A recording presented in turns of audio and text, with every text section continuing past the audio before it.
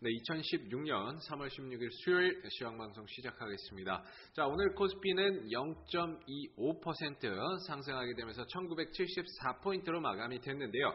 최근에 지수가 올라오게 되면서 2000포인트에 거의 좀 근접해가는 그런 모습을 보이는 가운데 지수의 상승 탄력은 가면 갈수록 좀 떨어지는 그런 모습들을 나타내고 있습니다. 아무래도 1850포인트 저점을 기준으로 해서 거의 2000포인트에 지금 근접해 가고 있는 상황이기 때문에 단기적으로 좀 많이 올랐다라는 그런 부담감이 여전히 지금 상존을 하고 있는 그런 상황이고요.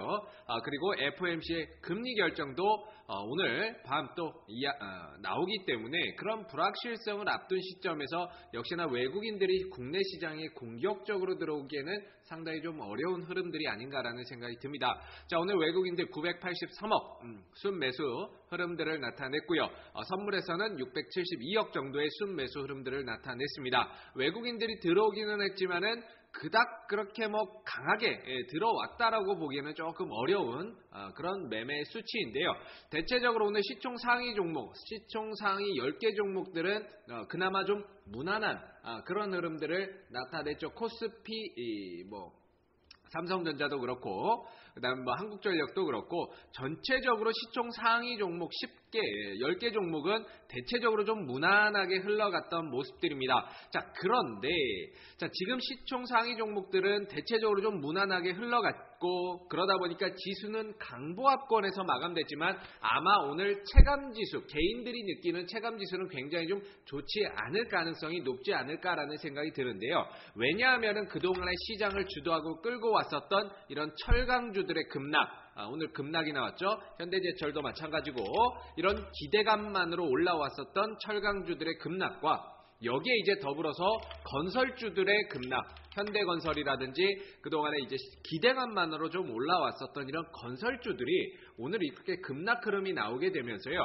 대체적으로 그동안에 좀 많이 올랐던 종목들은 오늘 좀 무너지는 그런 양상들을 보여줬습니다. 현대중공업도 그렇고요. 조선주들도 그렇고 대우조선해양 이런 기업들도 대체적으로 오늘 좀 조정 흐름을 많이 나타내는 모습들을 보였는데 결국에는 지금 지수가 2000포인트에 가까워 오고 4월 어닝 시즌을 앞두고 있는 시점에서 점차 3월 달에 옥석 가리기가 진행이 되고 있다고 봐야 될 겁니다.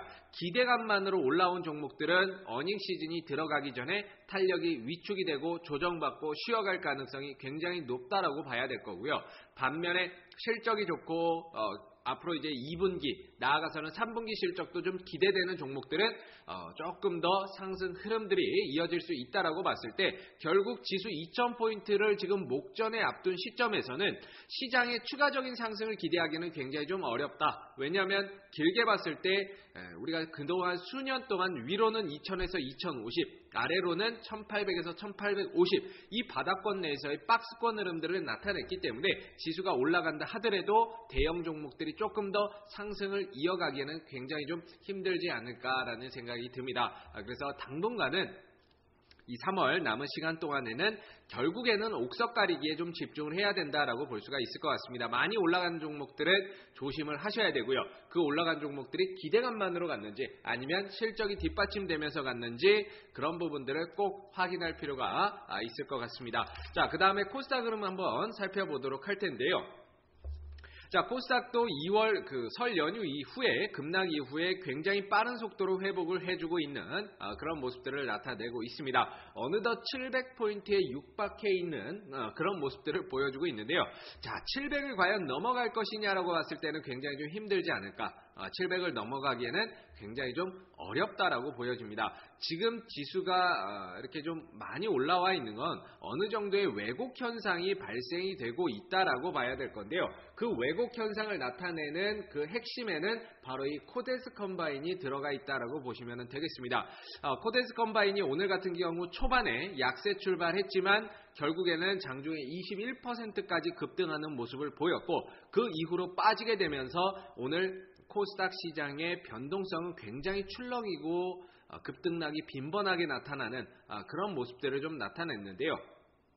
코스닥 시장의 흐름과 코데스 컴바인의 주가의 흐름이 굉장히 유사하다라는 것을 볼 수가 있습니다. 코데스 컴바인과 코스닥 시장이 거의 비슷하게 좀 움직였다라고 봐야 될 것 같은데 지수의 추가 상승을 기대하기에는 굉장히 어려운 시점이다라고 보시면 됩니다. 지금 코데스 컴바인의 이제 추가적인 상승보다는 조정을 좀 걱정을 해야 되는 그런 시기가 서서히 좀 다가오고 있다. 이렇게 좀 봐야 될 것 같고요. 시장이 만약에 코데스 컴바인이 무너진다라고 했을 때는 시장이 뭐 한 670 내지 680 요 구간대까지는 추가적인 조정의 가능성을 조금 더 열어두고 봐야 되지 않을까라는 생각이 듭니다. 다만 시장은 조정을 받고 떨어지겠지만 종목에 미치는 영향은 상당히 좀 제한적일 것으로 보는데요. 종목 영향 자체는 제한적일 것으로 보는데 그동안에 시장이 올라간다고 해서 종목들이 다 잘 간 게 아니거든요. 결국에는 코데스 컴바인만 잘 갔던 거고 그것 때문에 시장이 올라갔던 거지 그 코데스 컴바인이 무너진다라고 해서 종목들도 같이 무너지느냐 그거는 아니라고 봐야 될 겁니다.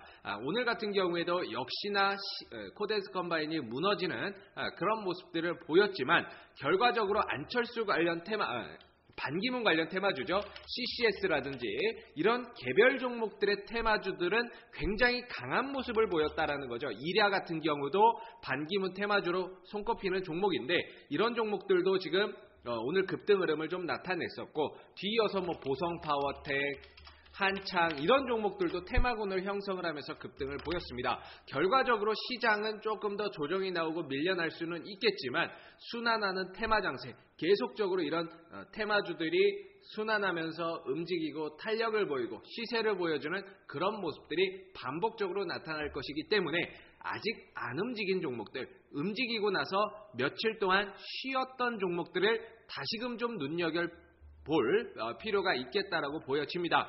지금은 반기문 관련 테마주가 같다면 내일은 좀 쉬겠죠. 그리고 새로운 테마주들이 또다시 밑에서 조정받고 쉬었던 테마주들이 내일은 아마 이슈가 될 가능성이 굉장히 좀 높지 않을까라고 보여집니다. 그래서 치고 간 종목 사지 마시고 치고 가면 매도, 내려왔을 때 조정받고 쉬어갈 때 저점 매수 타이밍으로 좀 노린다면 지금 시장에서도 충분히 승산 있는 수익률을 거둘 수 있지 않을까 그렇게 생각을 해봅니다. 자, 오늘 2016년 3월 16일 수요일 시황방송은 여기에서 마무리하도록 하겠습니다. 수고하셨습니다.